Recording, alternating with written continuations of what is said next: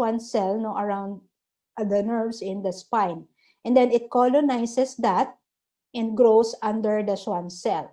So when it grows under that, it remains undetected. No? The antibodies, that's immune cells, is not capable of detecting that unless when the Schwann cell is already destroyed or inflamed. So that's when our immune cells, no, attacks that infected Schwann cell and causing now the symptoms of SSPE. Okay, so the clinical manifestation of SSPE starts from stage 1, no, where the patient will have fever, headache, and then eventually they will have myoclonus. And when the patient gets into stage 2 and stage 4, usually this is already signs know that they are having severe form of SSPE, and eventually it can lead to death. Okay. Now, treatment for measles is mainly supportive. We give hydration, we give antipyretic for the fever. We give sometimes now if they are having discomfort. Well, we give also for the rashes. No, we ask them to take a bath if they don't have fever, or we give antihistamines just so they can sleep, no, they can rest better. But it's not antihistamines, not standard management for measles. What is standard is the vitamin A, no, supplementation. Why?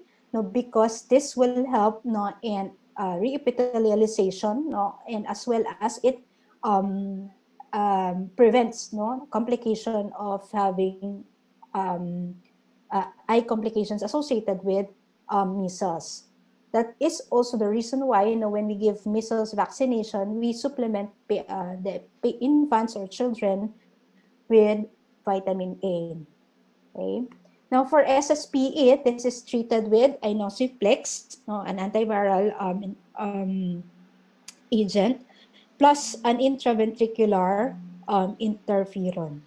Okay. Of course, the best way still, no, is to prevent having, no, this type of infection, not only because it can cause debilitating illness, no, but also it can it is highly contagious, no, that it can cause outbreak. And the preventive tool, no, that you can make use of for measles infection would be that, of course, no, with vaccination.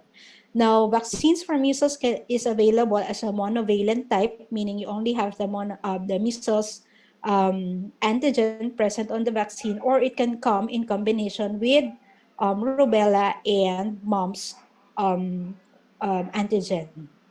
Okay, so as early as 6 months, in cases of outbreak, we can give already measles vaccine, but generally it is started at 9 months, and then we give another dose 6 months or a year later, no, as a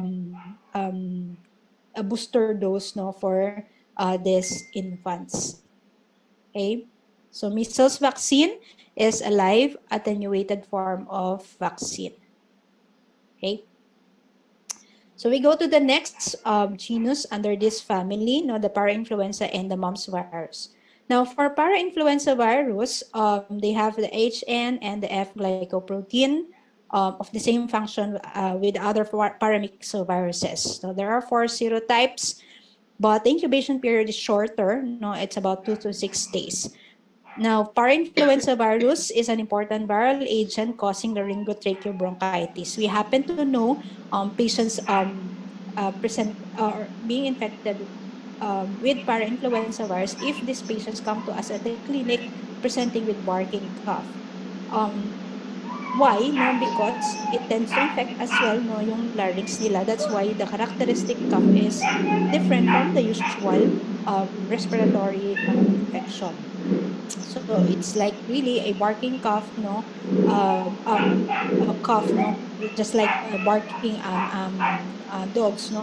That's how it really is being described, and you know that it's para-influenza when they come to the clinic. So this is caused by para-influenza types, serotypes 1 and 2. No? The croup is caused by para-influenza types 1 and 2, while para-influenza type 3 usually will cause bronchiolitis as well as pneumonia. Now, the same with measles, no, the most common complication associated with parainfluenza is otitis media, and this is usually diagnosed clinically as well. Rarely that we do laboratory tests. If and when no, we wanted to do laboratory tests, what we can do instead, sometimes the basic no that we can do is request for a complete blood count, which would tell us no that the patient is currently having a viral infection by presenting with either lymphocytosis or lymphopenia. Now, the same with measles, we treat them supportively, we give hydration, and we focus more on the maintenance of their airway. Because remember, it could affect the larynx, it could affect the bronchioles. So if the disease is severe, no, it can compromise the airway, no, and it can cause respiratory demise. Hence, we maintain an adequate airway with suction secretion, we give humidified air, and if when they do present at the ER pa lang, barking cough, we nebulize them with racemic epinephrine. Why again? No, it's because epinephrine, you know that already that it can affect the alpha and beta receptors within the respiratory tract, and it can cause bronchodilation. So it would help the patient if the larynx is affected, if the bronchus is affected, it can dilate the airway and can prevent respiratory obstruction. Okay. As of now, there is no vaccine yet available for para-influenza. So, what we do, if patients get infected, is to, again, give blood supportive management. Next, under this family is mumps. So, this also has these different viral attachment proteins. And mumps particularly affects epithelial cells of the respiratory tract, including the glands in the face, such as the parotid, sublingual, and submandibular glands. Now, take note of the anatomy of your parotid gland in order for you to differentiate this infection from other lymphadenitis. Because remember, what mumps does is that it inflames this gland, and when it inflames, it causes swelling, or bilateral facial swelling for most, although some can present unilaterally lang. Now, how are you going to differentiate this if it's just lymphadenitis? It will not obliterate the angle of the jaw. Okay, but if it's mumps, since you have here the parotid gland encompassing most of this area, so when it is inflamed, it will enlarge and it will now obliterate the angle of the jaw. Okay, so that's one clue that you know that really this is mumps, aside from the fact that the patient may probably have been exposed to a patient that has mumps. So just like this one, no? So mumps, incubation period is the same, almost the same with measles. No, it's about 14 to 18 days, and it's transmitted as well by respiratory droplet. The same with measles, it's contagious 3 days before, up to 9 days after the onset of salivary gland swelling. Hence, with this report, initially he doesn't know that he had mumps, she had mumps, and after he partied, but still, he was able to infect then some of her friends. Okay, so what is the clinical manifestation of mumps? They present often asymptomatically, but when they do symptomatically, they present with bilateral swelling on the face, secondary to parotitis, and sometimes also may involve the submandibular gland. Now, another clue aside from the bilateral facial swelling is the inflammation of the Stensen's duct. Okay? Normally, we don't see this Stensen's duct in the buccal cavity, but in cases of mumps, it becomes inflamed. You see now the opening of the Stensen's duct in the inner part of the buccal cavity. So you have a patient presenting to you with bilateral facial swelling, and then when you check yung you do oral examination, then you'll see in the buccal area, in the cheek area, that their Stensen's duct is prominent, and you see an inflammation and erythema on its opening. Okay. Now, complication with mumps includes orchitis, ophthalitis, meaning to encephalitis, as well as pancreatitis. Although orchitis and ophthalitis, some would be very wary that they would have sterility secondary to this, but it's just a little less than 10% of patients who present with orchitis and ophthalitis as complication of mumps will progress to sterility.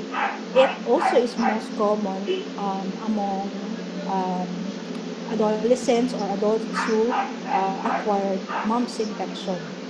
Okay, not for infants and children. Now, pancreatitis is also a complication of mumps. This actually will help us in order to confirm mumps infection. No, let's say you cannot really differentiate whether it's lymphadenitis or it's mumps. What we request as a laboratory test would be the serum amylase or lipase. Okay, so remember, if you remember, no, these are the enzymes that is present in the pancreas. So if it is elevated, plus the classic manifestation of mumps, then it could confirm this viral infection. So treatment for mumps It's is 8 also o'clock. supportive, the same with measles. Now we give proper hydration, we give antipyretics, but also remember, no, since it will inflame the it will inflame the parotid gland, the submandibular gland, the salivary gland, no. So you refrain from giving patients with food that will enhance salivation, like mga citrus food or sour food. Because if you give them that, no, it will enhance salivation. It will cause pain, no, in the parotid gland. Okay. Now, before, no, what they do is to apply. I don't know if you know that yung gentian violet. Have you seen one of those? Especially in the provinces, no, they apply this gentian violet in the mumps area. As of now, I don't have any um, factual evidence, no, that it really will improve no signs and symptoms of mumps. I don't know if you still were able to see no some patients who were given that gentian violet no applied in their facial area. But again, what we can give instead na lang is to give antipyretic or analgesic, no, just to relieve, in order to relieve the pain secondary to the inflammation. As I've told you also earlier, no, mumps vaccine as part of preventive tool for mumps is in combination with measles and rubella. So the schedule for giving this, the earliest is at 9 months. Then again, we give that at 15 months. Okay. So lastly, among the paramyxoviridae is the RSV or respiratory syncytial virus. Now, RSV is an important virus as well, no, because this is the most common cause of pneumonia in the pediatric age group, especially less than 5 years of age. So it only has no the F protein, and it also presents with a shorter incubation period, no, that is 3 to 5 days. Now, it does not cause viremia, but it will cause no viral pneumonia. Okay, so it's the most common cause of viral pneumonia in less than 5 years of age. So that is also the reason why the vaccines no for RSV is being developed, because it may cause more mortality in infants who have acquired this viral infection. So it may also cause bronchiolitis no in infants. And again, if you'll notice here in the picture, you see the diameter of bronchioles of the infants is very small. So when it is inflamed, so you know the signs of inflammation, it will cause swelling, it will cause edema, erythema, and the vasodilatation secondary to inflammation will cause increased no secretion. And once Now, the bronchiole of an infant is filled with secretion. It can block the airway and cause respiratory compromise. Okay. RSV diagnosis made also clinically in infants. So again, for laboratory tests, if you want to isolate the virus, then you can do nasopharyngeal swabbing, you can do gastric aspirate in infants and children, and then you can do viral culture or PCR.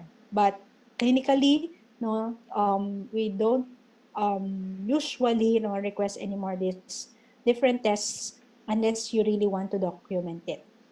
The treatment or management for patients presenting with RSV infection is also supportive. We remove the secretion, we give oxygenation to aid their respiratory system, and not led to respiratory airway compromise. Now, for patients who also present with severe form of respiratory syncytial viral infection, we give ribavirin. So this is the drug of choice for infants with or adults or infants presenting with RSV infection. So I mentioned already that the vaccine is still currently under development for RSV. Okay. Now we go to the next family of viruses, the orthomyxoviruses. Orthomyxoviruses is where the influenza viruses belong. No? It includes influenza types A, B, and C. Again, they are member of the RNA viruses. They are enveloped and with helical nucleocapsid, like this one. An important attachment proteins present in the cell surface are the hemagglutinins and the neuraminidase. Okay, so these glycoproteins are part of their viral attachment protein. So for hemagglutinin, you've seen it, it's like a spike-like trimer. Its function is for attachment to the host membrane. It promotes fusion of the cell envelope. It hemagglutinates, and it is the one responsible for mutation-derived changes, causing drifting of the virus or a major shifting in their antigenicity. That is the reason why yearly we develop new vaccine against influenza because of this drifting. And what causes also pandemic is the shifting of the influenza hemagglutinin. The neuraminidase, another viral attachment protein, its shape is a tetramer. It cleaves the sialic acid on glycoproteins, and may undergo also antigenic changes. So comparing the three types of influenza, the most severe form is the influenza type A, and that is the one that may cause pandemic because it's capable of antigenic shifting. Okay, so these are their number of segmented genomes. Both A and B will have 8, and their surface glycoprotein, the H and the N, is present for both influenza type A and B, but for C, it lacks the neuraminidase. So this is what you probably will hear for influenza, yung H1N1, H2N2. So that means the hemagglutinin and the neuraminidase. Okay? So what do we mean by antigenic shift? So this is due to the reassortment again of the viral attachment protein. So there are new hemagglutinin and or neuraminidase circulating that circulates, hence it may cause epidemic. So and or pandemic. Okay? So what happens is that, for example, you have here a highly pathogenic avian strain that combines with a human strain. Then they will create now a new type of virus, a mutant virus that can be highly pathogenic. That's why it can cause pandemic because nobody is immune with this type of virus. So when we compare shifting from drifting, so let's say, for example, this virus shifted, so you see now a new antigenic surface or antigenic viral attachment protein. from triangle, naging square na lang siya. Now, if it's just drifting, now you see only a slight modification on the antigenic structure of the virus. So it's just a little minor modification in the virus. Hence, it will only drift. So some may still be immune, but still, no, it can cause epidemic. But for shifting, this is the one that will cause now pandemic. Another representation of shifting and drifting, no? So you'll have here a shifting coming from a swine flu and a human flu combining, no, their antigen combines. So you create now a new virion. For drifting, no, it just caused a significant change, no, in the antigen, and it will now create a new drifted virus. Now, influenza, no, presents generally, no, influenza-like illness is almost the same with other respiratory infection. It may present with fever, cough, colds, myalgia, no. But what is being prevented, no, for influenza is its complications such as pneumonia. This is what caused debilitating illness among patients infected with influenza. Okay. And also because, no, when one gets infected with flu, no, of course they have to rest, they have to be bedridden at least, no, for 2 to 3 days, and that causes significant loss in the workforce. That's why, no, we give preventive measures for flu so that, no, it will not affect our daily lives. Now, Reye's syndrome is a complication secondary to giving aspirin, no, for patients with flu. Guillain-Barré is also a complication, a rheumatic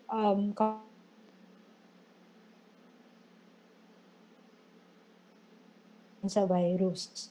Though rarely, no, we see this, but it has been reported and it has been documented that it's secondary complication with influenza. So patients, especially those with comorbidities, can be treated with antiviral agents for influenza, such as amantadine or rimantadine, with the mechanism of action of inhibiting the uncoating step for flu, while zanamivir and oseltamivir are responsible for inhibiting neuraminidase, no, in flu. So zanamivir is given by inhalation, while oseltamivir is given per orum. Okay.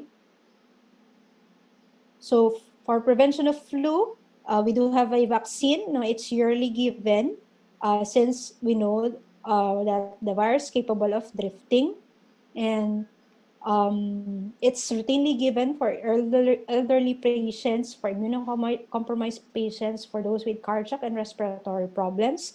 But it can be given as early as 6 months of age, no, and then we give it again, no, yearly. So you might wonder, how do they come up with the strain, no, to include in the vaccine?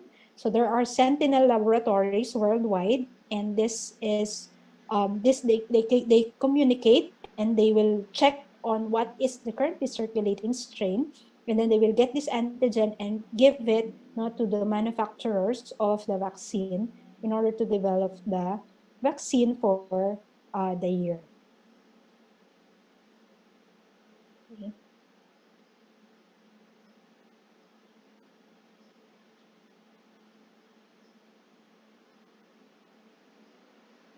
Okay, we will proceed now with the next topic about retroviruses and hepatitis viruses.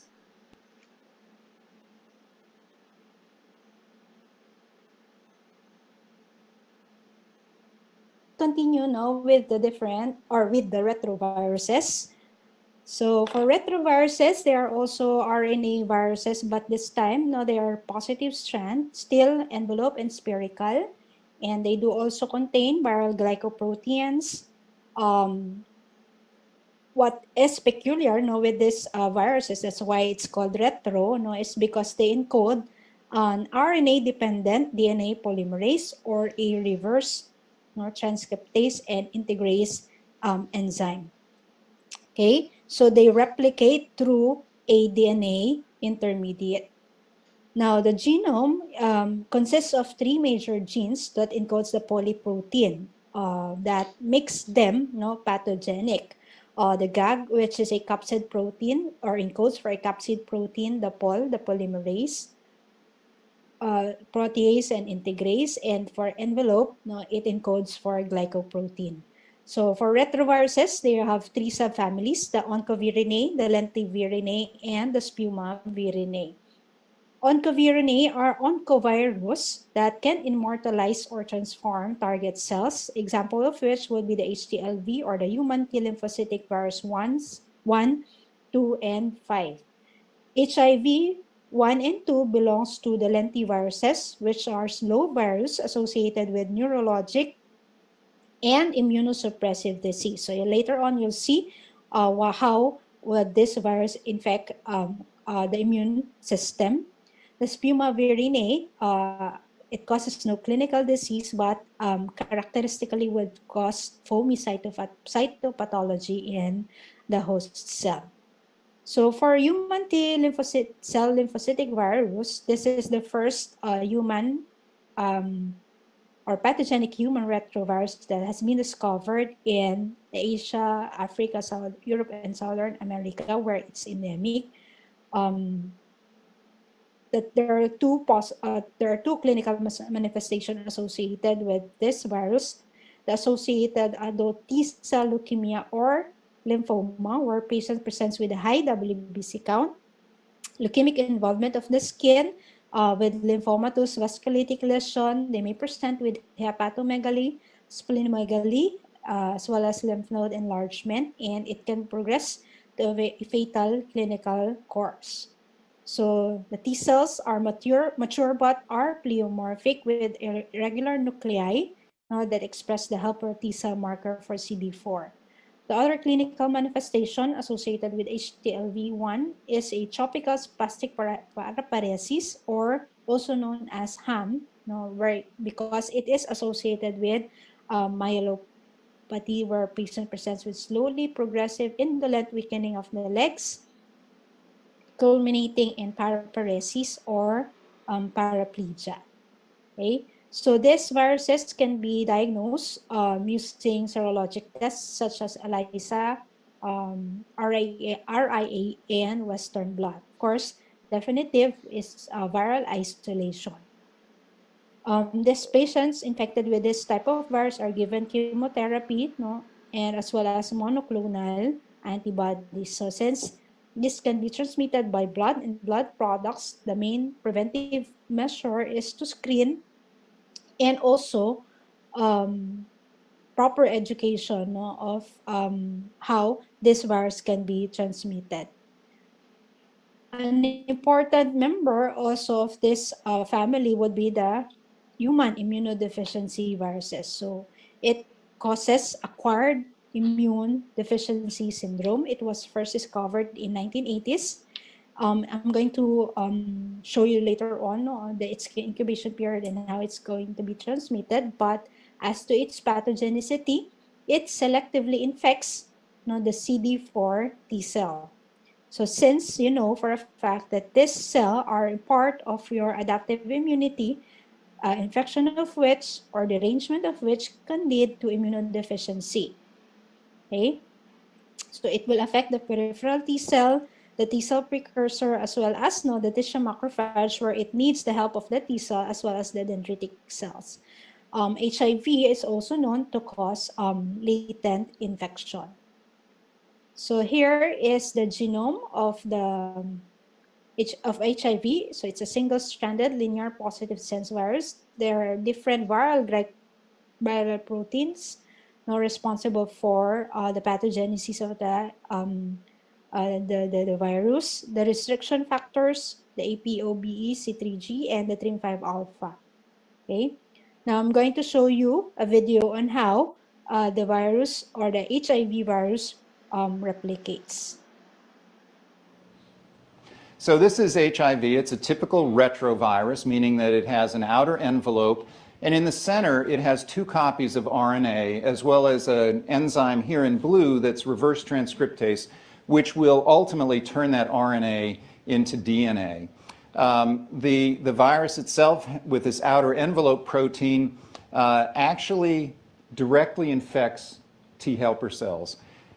The way that it does this is that as it comes up to the cell surface, it uses receptors that are on T helper cells and exclusive to T helper cells, which are CD4 molecule, which really defines T helper cells. It's a surface receptor that binds to the envelope protein. That causes a conformational change and allows a second receptor to grab hold of the envelope. This is the chemokine co-receptor. It's also called CCR5, and we'll talk about that more. What happens now is that the stalk of the envelope protein pierces through from the virus into the host cell and starts to draw the cell membrane and the viral membrane together. And what ultimately happens is fusion of those two membranes, and the viral genetic material is injected essentially into the cell, and the envelope protein is left at the cell surface. The virus has a matrix and a capsid protein, shown here in green and red, that essentially are digested when it enters into the cell. That releases viral enzymes and the viral RNA. And here we have reverse transcriptase, which takes the viral RNA and, using host nucleotides, converts that viral RNA into a single strand of DNA. While it does that, it makes some random errors, which is characteristic of reverse transcriptase. It has very poor proofreading activity. That single-stranded DNA now is again reverse transcribed into a double-stranded DNA. At that point, another enzyme that has come in with the virus in the beginning, called integrase, essentially grabs hold of that double-stranded DNA and carries it through a nuclear pore into the nucleus of the cell. Within the nucleus of the cell, it finds the host chromosome, and the integrase enzyme makes a nick in the host DNA and allows for HIV to insert itself into the host chromosome.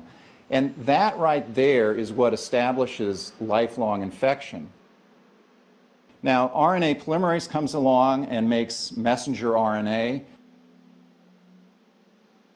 Those messenger RNAs encode for different viral proteins. They end up associating with ribosomes at the surface of the rough endoplasmic reticulum. And here's a piece of mRNA that's making envelope protein, which is directly produced into the endoplasmic reticulum. And it's shuttled then through the endoplasmic reticulum and taken to the cell surface, where at the cell surface it becomes embedded in the cellular membrane, and at this point coalescing with other envelope proteins that have been produced. You have this cluster of envelope proteins now on the surface of this infected cell. At the same time, there are other messenger RNAs that are being produced that allow for translation of other viral proteins. So here are additional viral proteins being made, which are going to be used to make up the key components that the virus ultimately is going to need. These are transported again to the cell surface, to the area where these envelope proteins are, and a strand of RNA as well as some of the enzymes are part of that complex. This then buds off at the cell surface at this point, but it's still not a mature virion because the polyprotein chain needs to still be digested into its component parts. That's done by an enzyme called protease. Protease breaks up those polyprotein chains and ultimately allows for them to coalesce and form the mature structures that make up the final virion. And now you have a mature infectious virion that can go on now to infect other cells. Once that happens, now the cell can produce tons of viruses, and this is really what then keeps the whole process going. Okay. So eventually, when the cell lies, it will release the infectious particle as well as the soluble viral proteins that then again binds to the CD4 receptor. So cells then become vulnerable to complement-mediated lysis, and also are responsible for antibody-dependent cellular cytotoxicity. of signal to T cell activation, inhibiting anti-HIV cellular and humoral response. So all of this mechanism could lead now to the derangement of your adaptive immunity of patients infected with HIV. Just a short review, no, you remember the role of your CD4 T cell.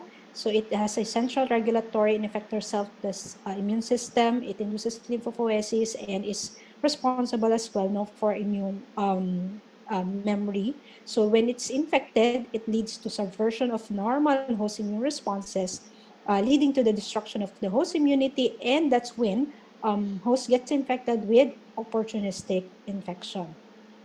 Well, this is a little outdated HIV prevalence, but what I wanted to emphasize here is that here in the Philippines, no, we've already increasing cases of HIV, and this is because of this different manner of transmission as well. No, it can be through unprotected vaginal, anal, or oral sex, sharing needles during drug abuse, transfusion of HIV-infected blood, breastfeeding, okay, can transmit the virus or can transmit HIV. Newborns can be infected from a mother infected with HIV using improper and sterilized hospital tools, as well as transplantation of an infected organ. Now, as to the HIV clinical course, initially it will start as primary infection, where you have an increased viral load, here, shown by this graph, and a decreasing CD4 count. There will come a time that it could be chronic. You've seen it in its viral replication. The number of viruses may be at a low point, but the CD4 T cell count still is elevated, but the patient's already in the chronic form of disease. For those patients who have been or not been treated early on, this will now progress into them becoming or having AIDS. Okay? AIDS is when patients will have opportunistic infection, they may present with malignancies as well as neurologic symptoms. AIDS-related condition presents with these different signs and symptoms, generalized lymphadenopathy, they can present with fever, malaise, fatigue, and a low platelet count. Okay. Now, perinatal AIDS can present 4 to 8 months after birth. So the typical course of untreated HIV spans from primary infection and then progression to clinical disease. So this is its stages. Starts from primary infection and then dissemination of virus to the lymphoid organs. Then it will go into clinical latency. Eventually, it will progress. The clinical latency is when the virus also still is multiplying, and later on it could lead to an elevated HIV expression, a clinical disease, and death within 2 years after the onset of clinical symptoms. But usually, in 4 to 11 days, it happens that the patient can get infected upon exposure, mucosal exposure, and then the patient will have an initial viremia that is detectable for about 8 to 12 weeks after. So that's when the graph that I've shown you earlier will start. So again, here is a typical course of an untreated HIV. So initially, from the primary infection, you will see a rise in the viruses and the decrease in the CD4 T cell count. Okay.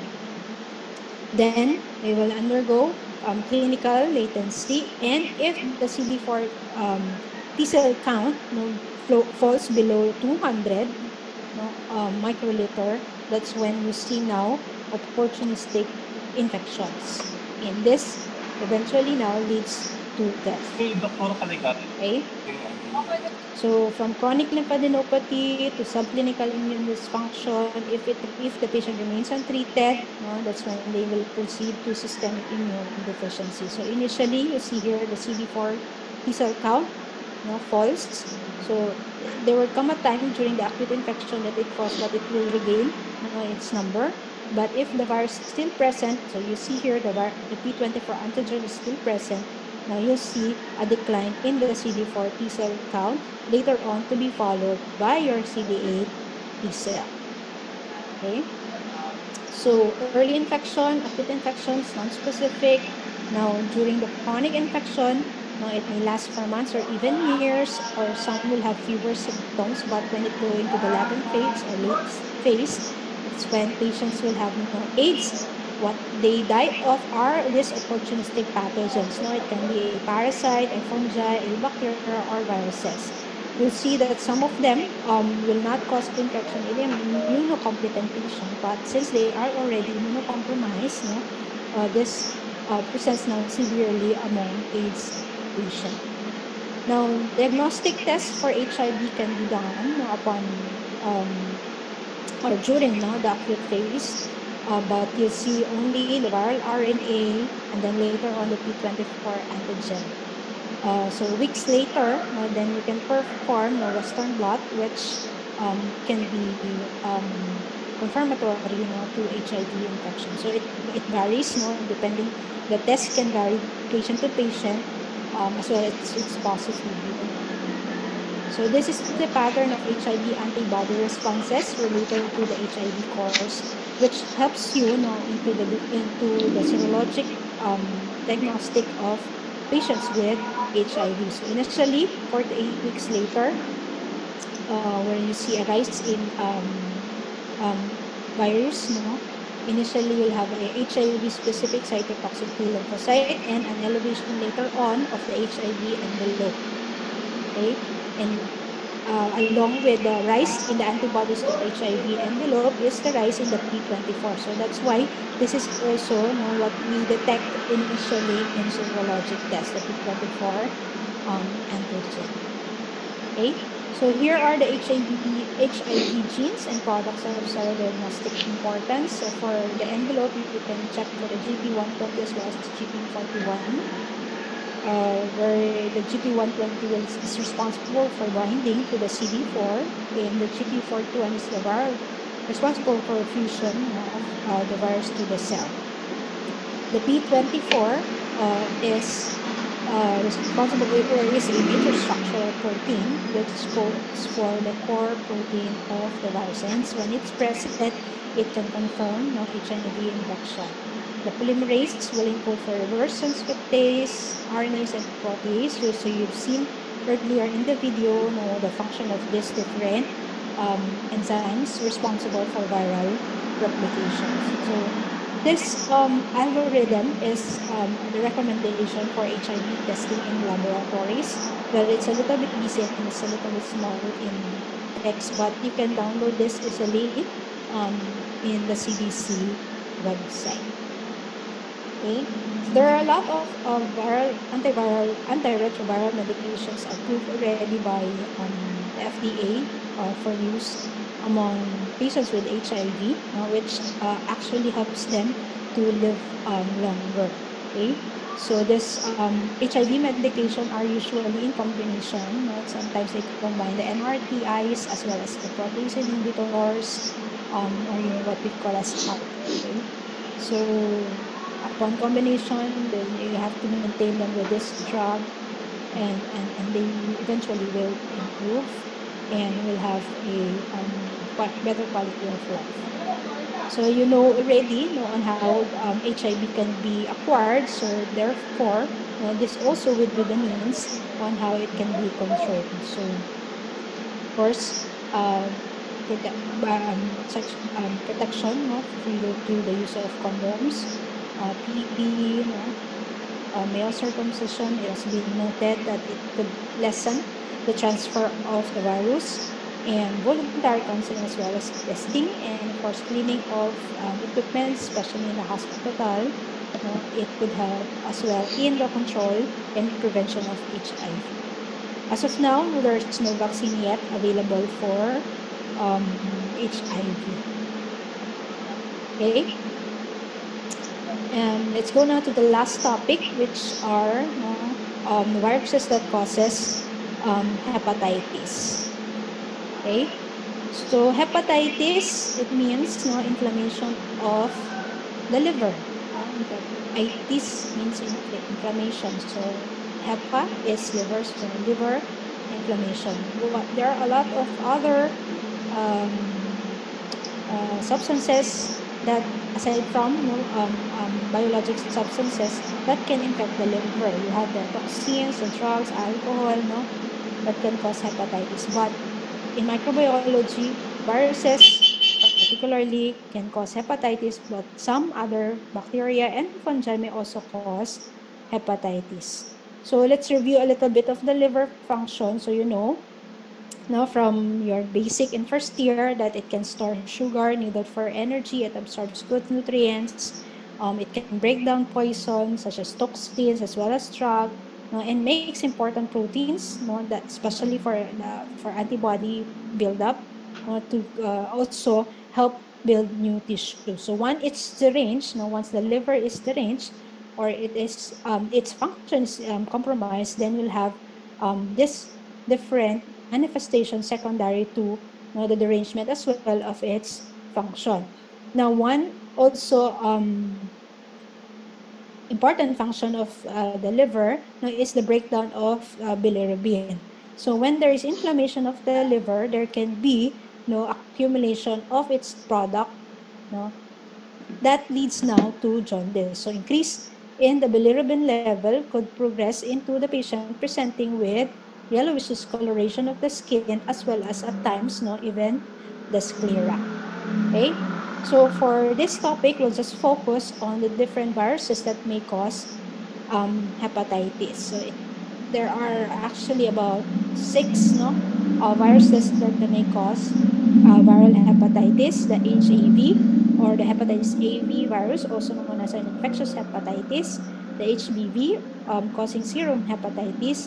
HCV is a non-A, non-B post-transfusion viral hepatitis or viral hepatitis. HDV or hepatitis D virus is a delta agent, an incomplete form of virus that is dependent to hepatitis B. So when there is a viral hepatitis secondary to hepatitis B, it also at times you'll have hepatitis D. Hepatitis E is almost the same with hepatitis A. It's also an enteric hepatitis, while hepatitis G, as of now, we don't have yet enough function for this virus causing inflammation of the liver. Now, as to family, these different viral hepatitis have different families. For hepatitis A, it belongs to the picornaviruses. Hepatitis B, hepadnavirus. Hepatitis C is a flavivirus as well as with hepatitis G. Again, for D, it's an unclassified defective virus, while hepatitis E belongs to the caliciviruses. All of these viral hepatitis are enveloped except for hepatitis A, which is naked virus, as well as hepatitis E. Another exemption is that hepatitis B is a DNA virus compared to other viral hepatitis. Okay, so this is the main difference as to their properties. So again, for hepatitis D, it's an unclassified defective virus because as you'll see here, its genome or viral, its virion is made up of the D antigen or the delta antigen, but its cell membrane is made up of a hepatitis B surface antigen. Okay. Now, as to the transmission of this different viral hepatitis, so for hepatitis A and E, it's mainly fecal oral, a bit questionable for sexual transmission, probably if the anal part is still with the virus and then they did an oral sex, then it can be transmitted through that. Okay, very rarely that this virus could be transmitted through parenteral route. So if you are asked what is the most common route of transmission for A and E, then it's still again fecal oral. What is mostly transmitted through parenteral, sexual, and perinatal route are hepatitis B, C, and then again, because of B alone, it can come with hepatitis D. So same with hepatitis G, it's also parenterally, sexually, and perinatally transmitted. Okay, so The stages of viral hepatitis infection starts with the incubation period of the viruses. Then you see its period, no, and specific constitutional symptoms. Then you see them presenting now, no, with jaundice, and lastly the convalescent post-icterial period. So incubation period again is the time of entry of the virus until the first signs and symptoms would appear. Okay. So the incubation period for this viral hepatitis is about a month, for most of these viruses, hepatitis A, B, D, and E, while hepatitis C would take about 7 weeks. And for hepatitis D, it can take about 12 weeks for its incubation period. Okay, so all of these viral hepatitis can cause an acute infection, but what's implicated for chronic hepatitis are hepatitis B, C, D, and G. Okay, so let's say you're presented with a case like this one, yellowish discoloration of the skin and clear for 2 days after eating street food. But the patient also worked in a blood bank for a month. So the patient presented with a palpable and tender liver edge. So what would be now your main consideration? Having in the history, possible 2 ways by which he can get infected. But this patient presented with yellowish discoloration of the skin and clear, so it's really that the patient is having hepatitis. Now, what I want to show you now is that for hepatitis A, the incubation period, you've seen it already. So after a week or 4 weeks of incubation period, you see now symptoms of hepatitis. So after 4 weeks, you'll have elevation of the IgM and later on IgG. Generally, when patient comes to us, they present only with jaundice, and when it happens, you can request already for an IgM anti-HAV or an IgG anti-HAV in order to confirm whether it's hepatitis A or other forms of hepatitis. So what's the point of showing you this is that you'll be able to know when is the proper time to request for serologic testing for this hepatitis infection. So it will help you confirm later on whether it's hepatitis A or other form of hepatitis, for example, hepatitis B. Now, for hepatitis B, there are a lot of serologic tests that we can request in order for us to confirm its infection. One of which is hepatitis B surface antigen. Now, in the presence of this antigen, it indicates that the virus is currently present in the patient. But you remember, again, from our previous slide, it may still cause both an acute and a chronic form of hepatitis. Now, hepatitis B E antigen is the one that will indicate that the virus is currently actively replicating.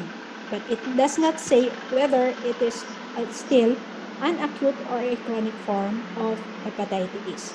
The importance of detecting this antigen is that it means that the patient is of high risk of transmitting the infection. Okay? Now, if you happen to detect in the serologic test an anti-HBC antigen or an antibody IgM to hepatitis B core antigen, it indicates that the patient could be acutely or recently having hepatitis. But mostly, for this patient who will have an anti-HBC IgM, it represents that he or she is currently in the window period. Meaning, he is infected but does not present signs and symptoms of hepatitis. Okay? In the presence of IgG, that means to say that you have an antibody, the patient has an antibody to hepatitis B core antigen, it indicates now the presence of a chronic hepatitis, but does not say if the patient is contagious. Only when the patient is positive for HBe antigen, that is, the patient is currently highly contagious and is able to transmit the virus. Okay? Now, if you happen to see now an antibody to hepatitis B-E antigen, so anti-HBe, that now will indicate that the patient is currently in a low viral replication and is therefore non-infectious anymore. Okay? Especially so, that if they have now an anti-HBs, this will indicate now that the patient is already immune to hepatitis B. Okay? So here is the HBV antigens and antibodies in the blood, where it will show you whether the patient is still infectious or already immune to hepatitis B. So you see, if there is a rise in anti-HBC, IgM, this is currently the window period for the patient. So it's, if you see HBe antigen, HBs antigen, then the patient is still currently infectious. Okay? So let's say, for example, you are presented with this type of result from the patient. So you still have a reactive HBs, an anti-HBC IgM that is reactive, an anti-HBe that is reactive. How are you going to interpret that? Hello? Are you still there? So if you have an HBs antigen that is reactive, that means to say that the patient is currently having an active infected. The patient is still currently having an active disease and is infected with hepatitis B. But then you see that there is anti-HBC IgM here. So what does it mean? Window period. It could mean that the patient is also probably near to the window period. And the presence of the anti-HBe being reactive means Low viral replication. okay, so it means that the patient may not be as infectious if as of this moment presenting with this result of serologic tests. Okay, so you have to interpret it one by one and then go into the general presentation of your patient. But let's say, for example, you are presented naman with this reactive HBs antigen and HBe antigen that is both reactive. What will you say to the patient? So that means, okay, correct. Now the patient is currently infected with hepatitis B, currently has an HBe antigen, and therefore is highly infectious. Okay. Lastly, you see here an anti-HBC IgM that is reactive. So yan lang yung positive sa result niya. So this can be easily interpreted as that the patient is currently in the window period. Correct.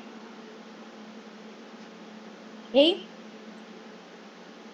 So this slide naman is just to show you the co-infection of hepatitis B and hepatitis D. So let's say, for example, in the result of your serologic test, you happen to see an IgM anti-HDV, then you have to interpret that also as HBV-HDV co-infection. Okay? So like this one, if you happen to see this type of serologic result, then you have to interpret that as an acute infection with hepatitis B and a co-infection with hepatitis D. Okay? And also, probably if the patient is asymptomatic today, then he might be also in the window period. Okay? For hepatitis C naman, this is how it is presented, no? Its serologic pattern of acute infection with progression to chronic infection. So you see initially, no, months after infection, signs and symptoms of hepatitis C, and you can detect a high level of HCV RNA. But later on, what will confirm as well, no, of a chronic infection is the presence of anti-HCV. Okay? And for hepatitis E viral infection, so this is also the typical serologic course. Just take note that weeks after exposure, 7 to 8 weeks after exposure, you can still detect the virus in the stool. But along with that, you will also see now an increasing or a rise in the IgM titer as well as IgG of the patient. So initially, 3 to 4 weeks upon exposure, you may not be able to detect yet an antibody. But a month later, since it's already rising, that's when you can detect now IgM and IgG anti-HCV, that will confirm the diagnosis of hepatitis E infection. Okay? So viral hepatitis is treated differently depending on the viral agents. So for hepatitis A and E, we give mainly supportive management only. Remember that the liver is a highly replicating or it's capable of replicating yung liver cells. So if it's inflamed or if it's infected, if it's hurt, then it can revert back and reproduce new liver cells. So for as long as nawala yung insult, then the liver can reproduce still new cells. But for hepatitis B, we may give interferon or alpha-lamivudine as well as famciclovir. Usually, these are being given for those patients that present with severe form of the disease. Other than that, we give just supportive management for the patient. And as of today, what we have only as preventive vaccination is available only for hepatitis A as well as hepatitis B. Well, hepatitis D kasi most of the time, again, if you remember yung kanyang structure, what is actually present on its surface is the hepatitis B surface antigen. So if a patient is vaccinated with hepatitis B, in a way, he can also be protected from hepatitis B. Other than that, for hepatitis C, E, and G, the main way by which we can prevent from having our patients having that is by educating them on how it can be transmitted.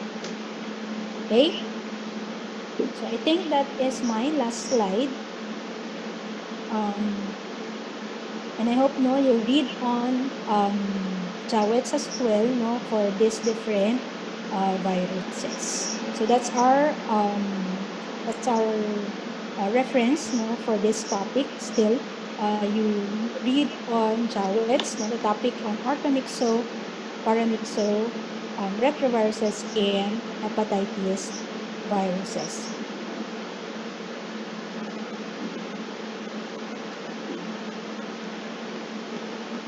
Okay, class. So that's the end of our topics for today. Do you have any question?